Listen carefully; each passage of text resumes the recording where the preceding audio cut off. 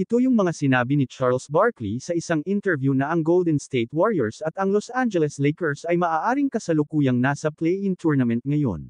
Ngunit sila ay isang team na hindi dapat harapin ng mas batang koponan na hindi sumasang-ayon si Charles Barkley. Sa isang episode ng NBA sa TNT, talagang pinutol ni Charles Barkley ang sports media para sa pagkukover sa Lakers at Warriors sa positibong liwanag, sa kabila ng pagiging play-in tournament team. Sawa na ako sa mga tanga na ito sa ibang network na pinag-uusapan ng Lakers at ang Warriors, sabi ni Barkley. Hindi naman kami nagyayabang sa ibang play-in teams, di ba? Naiintindihan kong mahusay si Steph, mahusay si LeBron, wala bang nag-aalala tungkol sa Lakers at Warriors sa West? Pagkatapos ay dinuble ni Barkley ang kanyang mga pahayag, na sinasabing walang sinuman sa Western Conference ang natatakot sa Warriors at Lakers. Walang nag-aalala tungkol sa Lakers at Warriors, sabi ni Barkley.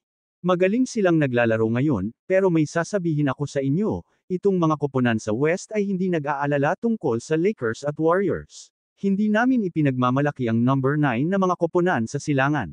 Wala silang pagkakataon. Bagamat tama si Charles Barkley sa ilang bagay, ipinakita lang ng Lakers kung gaano katakot ang isang play-in tournament team noong nakaraang season, hanggang sa Western Conference Finals. Nagmamay-ari din sila ng 3-0 season record laban sa Oklahoma City Thunder, na tiyak na napagtanto ng Oklahoma City mismo. Ipinakita ng Golden State Warriors at Los Angeles Lakers na hindi sila normal na play-in tournament teams, at ito ay dahil mayroon silang Steph Curry at LeBron James.